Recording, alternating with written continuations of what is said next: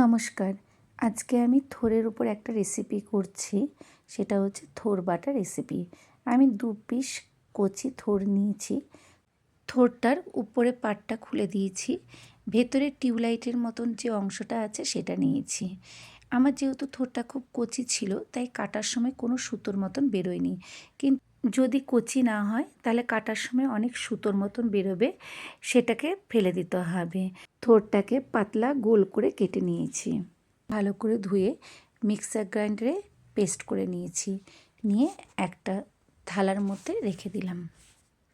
আমি শুকনো কড়াইয়ের মধ্যে কিছুটা পরিমাণে কাঁচা বাদাম নিলাম। বাদামটাকে খুব ভালো করে ভেজে নিলাম। অপর একটা পাত্রের মধ্যে ভাজা বাদামটা তুলে রেখে দিলাম। এরপর ছোট একটা মিক্সার গ্রাইন্ডার বাটি নিলাম। তার মধ্যে নিলাম 1 চামচ সাদা সর্ষে আর নিলাম 1 চামচ কালো সর্ষে। একই সঙ্গে নিয়েছি কতগুলো কাঁচা লঙ্কা। সব একসঙ্গে মিক্সার গ্রাইন্ডারে পেস্ট করে নিলাম। 4 চামচ নারকেল কোড়া নিলাম। এরপর মিক্সার গ্রাইন্ডারে যে সর্ষে পেস্ট করে রেখেছি তার উপরে ভাজা বাদামটা দিয়েছি। ভাজা বাদামের খোলাগুলোকে ছাড়িয়ে নিয়েছি। বাদামগুলোকে সর্ষে পেস্টের সঙ্গে আরেকবার পেস্ট করে নিলাম। কড়াইয়ের মধ্যে খানিকটা পরিমাণে সর্ষের তেল দিলাম। তেলটা যখন গরম হয়ে গেল তখন একটা শুকনো লঙ্কা আর কিছুটা পরিমাণে কালো জিরে দিয়ে দিলাম। কালো জিরে আর শুকনো লঙ্কাটা ভাজা হয়ে গেলে মিক্সিতে পেস্ট করা থোড় বাটাটা দিয়ে দিলাম।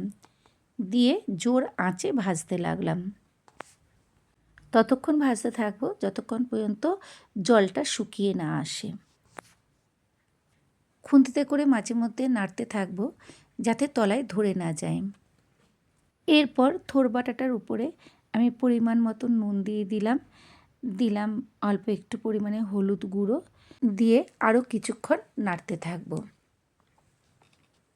থোড় বাটাটা যখন একটু শুকিয়ে আসবে তার মধ্যে দিয়ে দেব মিক্সিতে পেস্ট করে রাখা সর্ষে আর বাদাম বাটাটা দিয়ে আরও কিছুক্ষণ বেশ ভালো করে ভেজে নেব যাতে সর্ষের কাঁচা গন্ধটা চলে যায়। আরও অল্পক্ষণ ধরে কম আঁচে ভেজে নেব। এরপর নারকেল কোড়াটা সমস্তটাই দিয়ে দিলাম। দিয়ে আরও কিছুক্ষণ ধরে ভেজে নিলাম।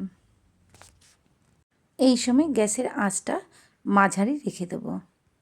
কয়েক মিনিট বেশ ভালো করে ভেজে নেব। থোড় বাটাটা বেশ শুকনো শুকনো হয়ে গেছে। এটা যত শুকনো শুকনো হবে খেতে তত টেস্টি হবে।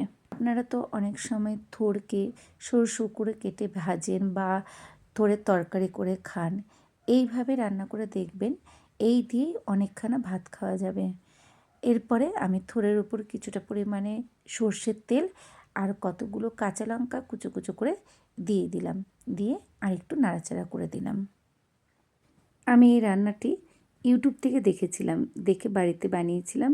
আমার খেতে খুব ভালো লেগেছে, তাই আমি সবার সাথে শেয়ার করলাম। আমি এই রান্নাটাতে কোনো রকম চিনি দিইনি। যদি আপনাদের চিনি প্রয়োজন হয় তাহলে দিতে পারেন। আমার রান্নাটি যদি ভালো লেগে থাকে তাহলে প্লিজ একটা লাইক, শেয়ার, কমেন্ট করে দেবেন আর সাবস্ক্রাইব করে দেবেন। ভালো থাকবেন। নমস্কার।